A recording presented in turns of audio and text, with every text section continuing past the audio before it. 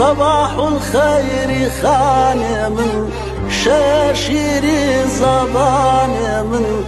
تو يا روح وروانم ببت قربان تجانم تعالوا الله شزاتي تو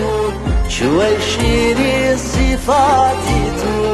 تعالوا الله شزاتي تو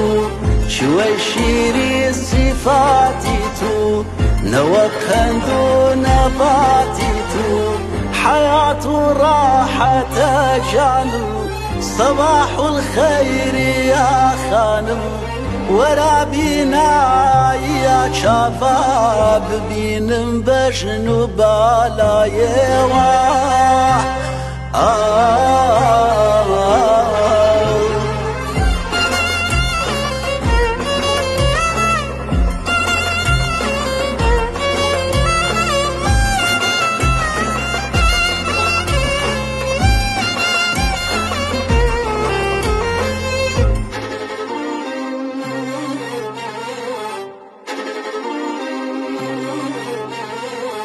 بزيو تنكلي وانا شفا بورشيت وديوانا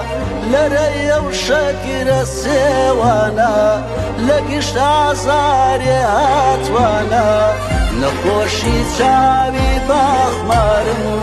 بنازاند برين دارم ملاي جاري بازارم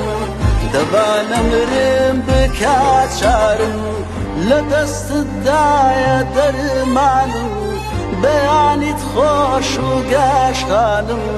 ورا روناچی چاوانم ببینم بجنو بالا کتیار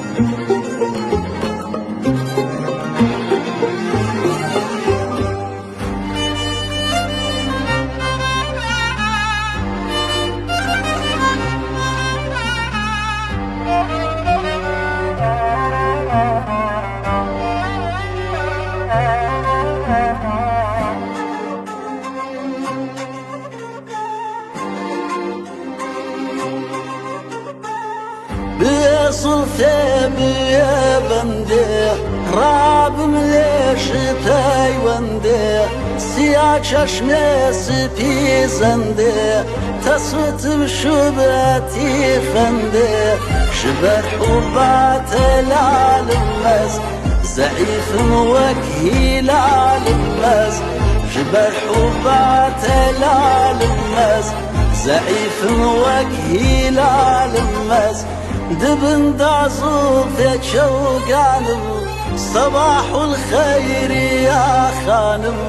ورا بينا يا شفاب بينم بجنو بالا يواه